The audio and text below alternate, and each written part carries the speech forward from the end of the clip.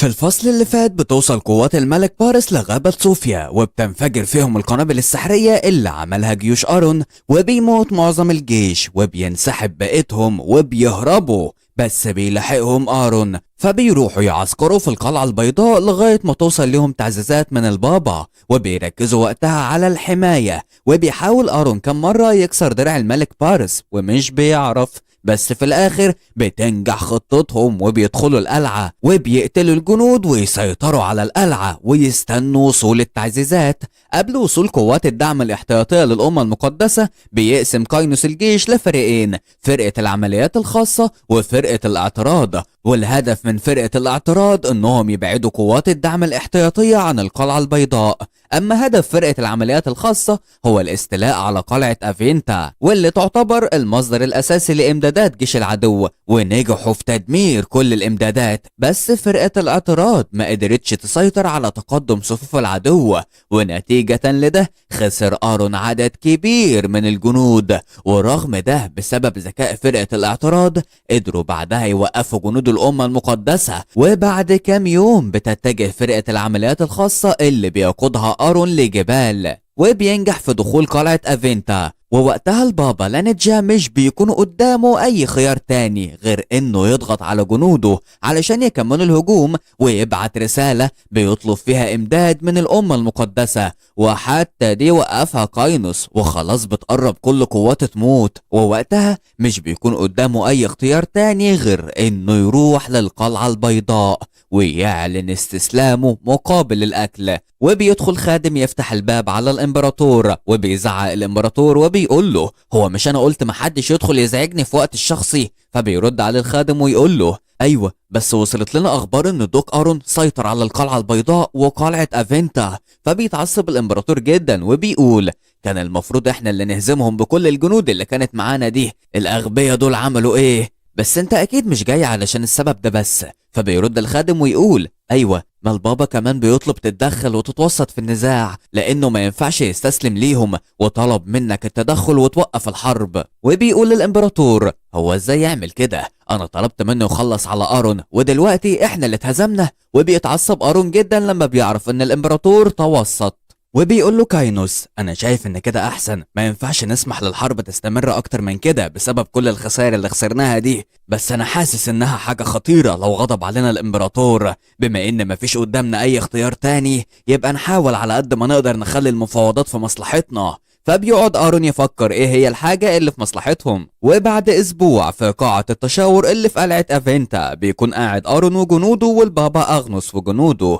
فبيبص البابا اغنوس لأرون وبيشوف الغضب في عينه، وبيقول لنفسه انا لو مكانك واتدخل الامبراطور في حرب انا كسبتها فعلا كنت هبقى متضايق اكتر من كده، ودلوقتي بدل ما استسلم واقلل من شأن ديانة بارس الاحسن اني هخلي الامبراطور يتدخل، وكده كده هو ادانا الاذن للحرب دي. وبيقول لأرون دوك أرون اللورد بارس قرر يرحمك وقال له وقف الحرب ضدك، لو استمرت حرب التطهير ضد أقاليم بران هيبقى الموضوع مسألة وقت مش أكتر. وبيضحك أرون وبيقول لنفسه هو فاكرني أهبل وهصدق كلامه ده؟ أنا عارف إنه بيتصرف بالطريقة دي علشان عارف إننا مش هينفع نتحارب دلوقتي، وفي الحالة دي أنا عندي خطة حلوة. وبيقول أرون كاينوس أنا شفت الأهبل اللي كان في ساحة المعركة ده. فبيرد عليه قابل وبيقول له دوك أرون لو سمحت ده ممثل اللورد بارس وبابا الأمة المقدسة احترمه. وبيقول له أرون شكلك كده دلوقتي فقت وبقى عندك طاقة بعد ما اتحايلت علينا علشان نديلك أكل. وبيقول كاينوس انت يا تخين يهبل من طريقة كلامك دي شكلك فهمت غلط اللي كان بيحصل في أرض المعركة. وبيقول أرون اللي رحم جنودك من الجوع كان احنا مش الملك بارس بتاعكو ده، بطل هبل بقى وتسمعني كويس لو عايز ترجع سجناء الحرب. فبيضحك البابا اغنوس وبيقول انت طلعت زي ما قالوا عنك بالظبط متشدد، بس خلينا نسمع طلباتك. وبيقول له أرون ماشي، انا بقى عايز عاصمة الامة المقدسة. فبيتعصب اغنوس جدا وبيقول له انت مجنون؟ فبيرد عليه أرون ويقول له لا مش مجنون، ولو مش عاجبك هخلي كاينوس يخلي كل السجناء يشتغلوا في معسكر العبيد، ولو مش محتاجهم يبيعهم لتاجر العبيد. وفي الوقت ده بيكون وصل الامبراطور زيرون ومعاه عدد كبير قوي من الحراس.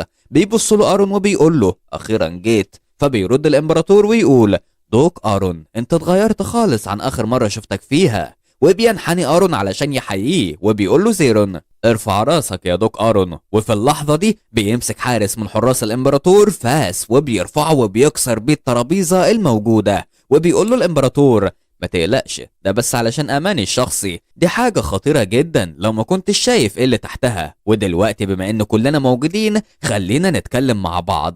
اظن ان البابا معروف بفهمه وتعاطفه، انا كنت سامع صوت من قبل ما ادخل، قول لي بقى كنت بتتكلم عن ايه؟ فبيرد اغنس ويقول طلب الدوك ارون انه ياخد عاصمة الامة المقدسة. وبيقول له ارون وده مجرد تنفيذ عقوبة بسبب مخالفتك القواعد الخاصة، والبابا عنده أطفال وأحفاد كمان، ودلوقتي خلينا نبدأ المفاوضات الحقيقية. وبيقول أرون لنفسه في الكام سنة اللي جايين هتنتشر الشائعات على البابا ومع الوقت هيتشال من منصبه، وزي ما أنا فاكر الأسقف الأعلى لانيتجا هو اللي هياخد مكانه. وبيقول أغنس لنفسه وهو متوتر جدا وباين عليه الخوف، هو الغبي ده عرف منين؟ ولما بيشوفوا الإمبراطور كده بيقول لنفسه التعبير اللي على وشه وكمان ما نطقش ولا كلمة بيأكد ان كلام أرون صح. ماشي، بما ان دي فرصتنا الأخيرة لازم نستغلها ونحاول نقلل الضرر على قد ما نقدر ونمشي مع أرون في لعبته. وبيقول يا دوك أرون خلينا نتكلم في الموضوع ده بعدين، احنا هنا علشان نتفاوض، على اي حال قول لي انت عايز ايه؟ فبيرد أرون ويقول مولاي اسمح لي اقول لك رأيي، أنا عارف إن لو تابع لديانة كذب على الناس واستغلهم والشعب عارف الكلام ده هينشر نفوذه ويدمر شرف أمتنا العظيمة، وكمان إحنا لازم نبعت بارس وجنوده للغرب علشان نضمن إنهم مش هينشروا نفوذهم على أمتنا. وعلشان كده بطلب من جلالتك تديني السيطرة على قلعة أفنتا والقلعة البيضاء وعاصمة الأمة المقدسة. وبيتعصب أغنس جدا وبيقوم يزعق ويقول له انت مجنون، عارف انت بتطلب ايه؟ وبيقول الامبراطور اغنس خليك قاعد مكانك يا دوك ارون، انا واثق انك عارف ان اللي انت بتطلبه ده كبير قوي. فبيرد ارون ويقول وكل ده علشان حماية شرف المملكة. وبيقول الامبراطور انا فاهم انك عايز تحمي المملكة، بس يا اغنس الكلام اللي قاله الدوك ارون صح؟ فبيرد اغنس وهو متوتر ويقول طبعا لا، ازاي صح؟ وبيقول ارون يعني انت ما عندكش مشكلة لو انا اخدت حفيدتك جارية؟ فبيرد اغنس ويقول له وانت ازاي هتستعبدها وهي اصلا مش موجودة؟ فبينده ارون على رومل وبيقول له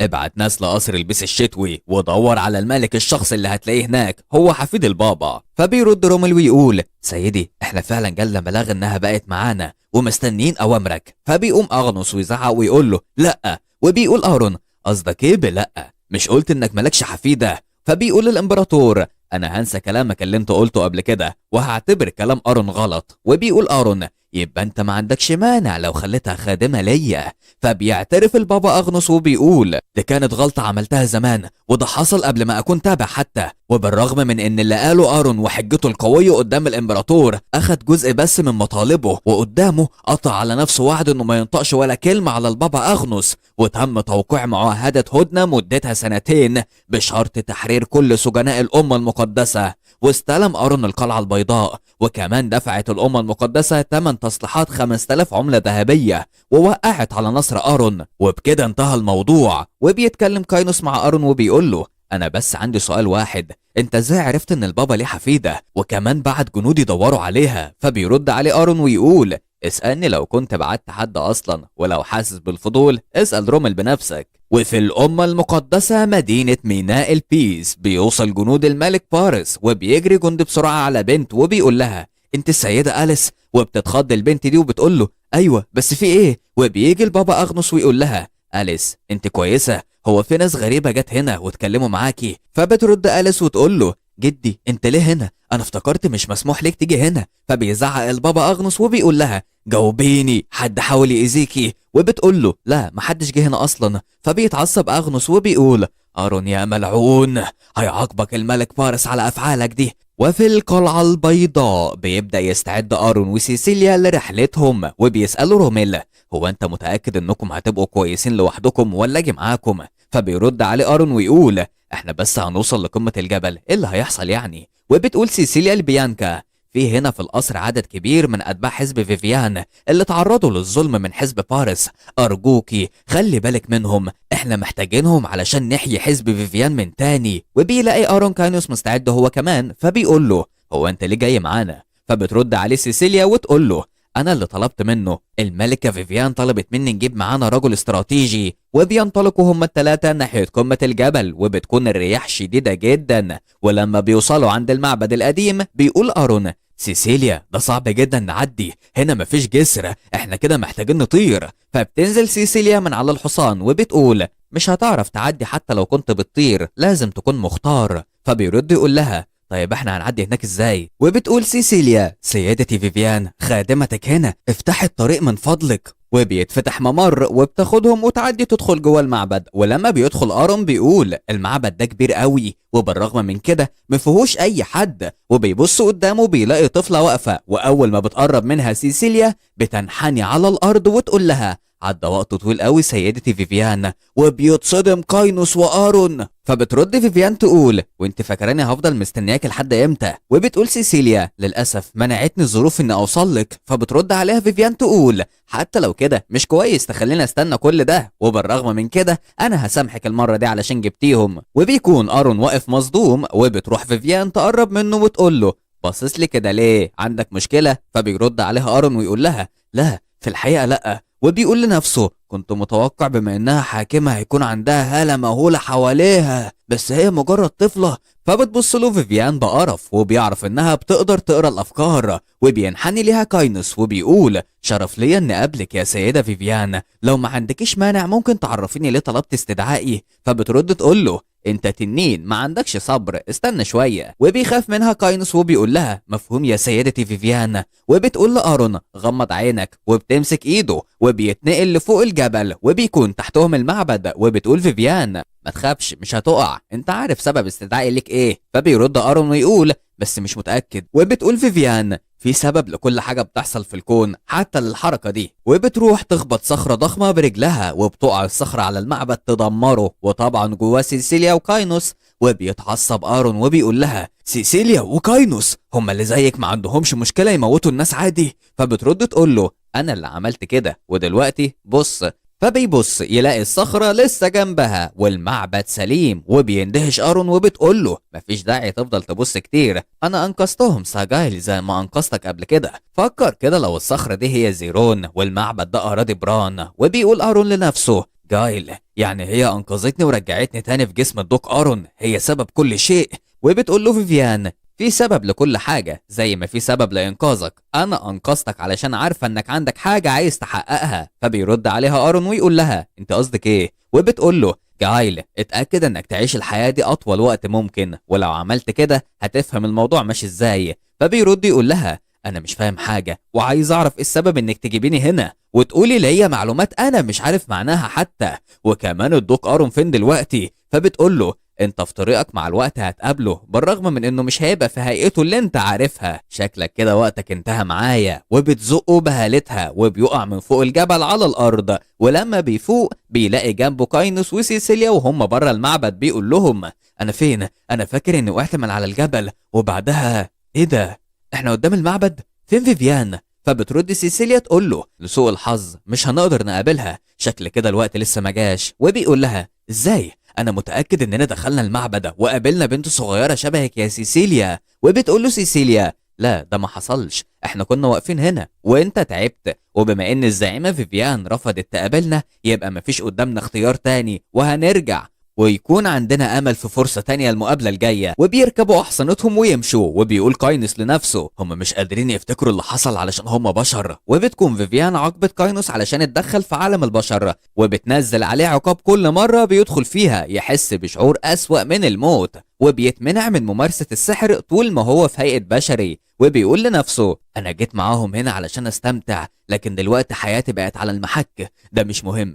بس انا هعمل ايه دلوقتي واحنا لسه هنقابل حاجات كتير قوي؟ هتصرف فيها ازاي؟ في العاصمة الإمبراطورية جرفان بيكون في ناس كتير قاعدين في الشارع يتوسلوا على الناس يدوهم أي أكل. وبيعدي دوق الإمبراطورية الدوق راينون، وبيكون في واحد مغطي وشه وواقف وكأنه مستني عربية الدوق تعدي. وفي العربية بيقول لنفسه: شكل دوق انتصر على الأمة المقدسة وقدر يوسع أرضه، بالرغم من إنها أخبار كويسة، بس كده الإمبراطور هيركز قوي مع أرون من النهاردة. فبتقف العربية مرة واحدة وبيطلع الدوق راينون يقول للسواق: في ايه؟ ابعد الناس اللي واقفة دي. فبيرد السواق ويقول: في الحقيقة المعتوه ده بيقول ان الدوك ارون، وبياخدوا الدوك راينون يركبوا معاه العربية، وبيقول له يعني انت بعد 20 سنة الدوك ارون هيتقتل بسبب الامبراطور زيرون وهيرجع للحياة تاني واللي هو انت دلوقتي؟ فبيرد يقول له ايوه انا عارف ان من الصعب اللي بقوله ده يتصدق، وعلشان كده كان اول واحد اروح له هو الدوق القريب البعيد للعائله الامبراطور، ومخلص الامبراطور زيرون هو الوحيد اللي هيقدر يدعمني في موقف زي ده علشان انا مش الدوق ارون.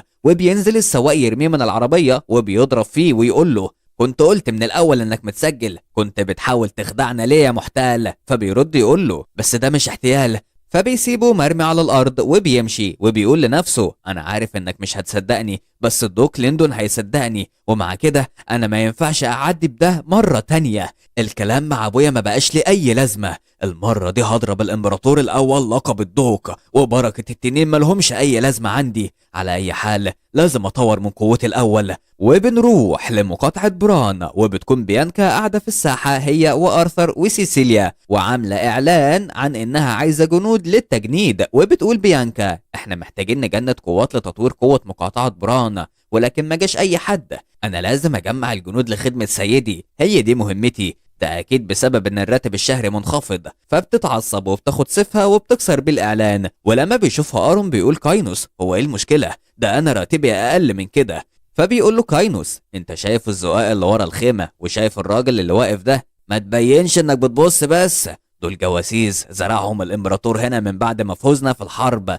بقت مراقبة الامبراطور مكثفة، ورسميا احنا ما ينفعش نجند اي جنود تانية، لكن بشكل غير رسمي احنا ممكن نجند حوالي 10,000 جندي كمان. انا اكتشفت ان هنا في القلعة البيضاء بيقولوا ان في مدينة تحت الارض عايش فيهم الفيفيون اللي اضطهدهم الباريست، وفي الوقت ده المفروض قائد الفرسان رومل يكون بيشتغل كويس وبيجمع القوات. فبيرد ارون يقول ده كويس جدا، احنا كده هنقدر نتحكم في حراسة المدينة. وبيقول له كاينوس علشان اكون واضح ده بس مجرد الامن اللي هيكون حوالين القلعة البيضاء، احسن نصيحة ممكن اقدمها ليك في الوقت ده هي انك توفر فلوس كتير لتدريب ما يقلش عن 50,000 جندي. فبيرد ارون يقول له ايه هو الهدف من الفوز في الحرب؟ احنا عايزين نجدد الجنود اللي ضاعت، وده هيكلفنا فلوس كتير، وبالمعدل ده هيكون عندنا منطقة كبيرة مش قوة كبيرة. وبيقول له كاينوس خلي بالك انت دلوقتي تحت مراقبة الامبراطور والبابا كمان، وبرضه ما عندناش وقت علشان نبني فيه قوتنا العسكرية والاقتصادية،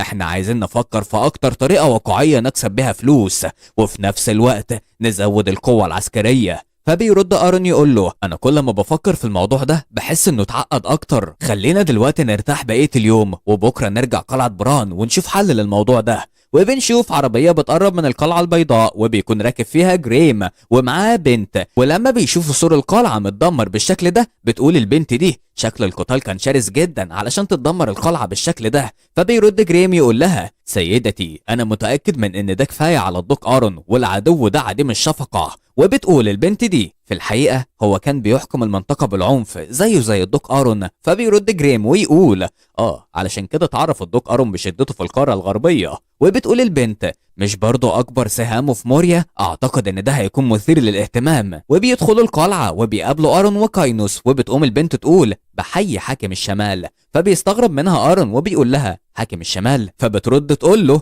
ايوه واحد زيك هزم الكونتين واخد اقاليم كتير وامن مناطق كتير في المملكة، يبقى اقول له ايه غير حاكم الشمال؟ فبيقول لها قولي لي انت عايزه ايه بوضوح. فبترد تقول له انا بعتذر لو كنت اتدخلت، بس في الاخر التاجر ايه غير كيان بيدور على الربح. فبيتعصب ارون عليها ويقول لها شكلك كده مش بتفهمي وهتضيعي وقت على الفاضي بكلامك اللي ملوش لازمه ده. ولما بيشوف جريم كده بيقول لنفسه شكلنا كده هنضطر نستغل سمعه الدوق الوحشه في المفاوضات. وبيقول ارون قول انت عايزه ايه، بس قبل كده وضحي لي انت مين. فبتنزل القناع من على وشها وبتقول له انا روبيا اميره مملكه سامود، وجيت هنا علشان اقابلك واتكلم معاك في موضوع هيفيدني ويفيدك يا دوق. وبنعرف ان مملكة سامود دي دولة بين القارتين الوسطى والغربية، وبالرغم من انها جزيرة صغيرة فهي فيها 3 التكتلات التجارية لغرب ووسط القارة، واللي على قمتهم وقمة المملكة هي الاميرة روبيا. وبيقول ارون لنفسه مملكة سامود دي كمان 10 سنين هيكونوا اول ناس تختفي بسبب غزو القارة الغربية. وبيقول لها لو انت هتقولي حاجة مفيدة فلو سمحتي عرفيني ايه هي. فبترد تقول له انا عايزه اعمل مستودع للبضائع التجاريه اللي جايه من القاره الغربيه هنا في القلعه. وبيقول لها مخزن بضايع؟ ده غريب، هو مش انتوا عندكم واحد؟ فبترد تقول له الوقت اللي كانت مسيطرة فيه الدولة المقدسة ما وافقتش على إنشاء المستودع الأول، وكان الأب المقدس بيقول علينا زنادقة.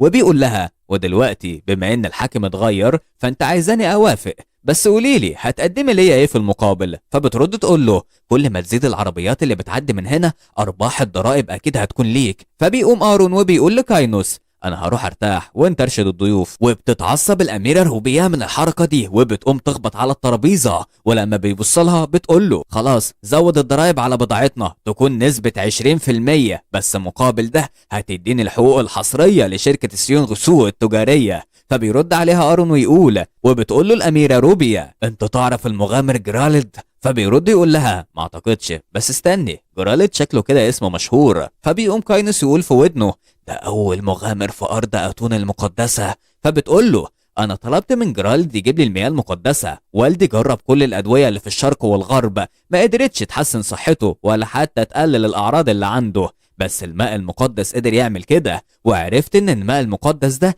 بتنتجه كنيسة فيفيان. فبيرد يقول لها وانت عايزه ايه منها؟ دي كمان هتاخديها تعمل لها احتكار تجاري وبعدها توزعيه على القاره الوسطى؟ تفتكروا ارون هيوافق على طلب الاميره روبيا وهي عايزه المياه المقدسه في ايه؟ وهل حد هيصدق الشخص اللي بيقول انه الدوق ارون؟ وهيعملوا ايه؟ كل ده هنشوفه في القسم اللي جاي، وعلشان كده ما تنسوش تشتركوا في القناه وتفعلوا زر الجرس علشان يوصل لكم كل جديد احنا بنقدمه، واللايك والشير والكومنت الحلو اللي زيكم كل ده بلاش. بس كده اشوفكم على خير، ويلا نقول سلام.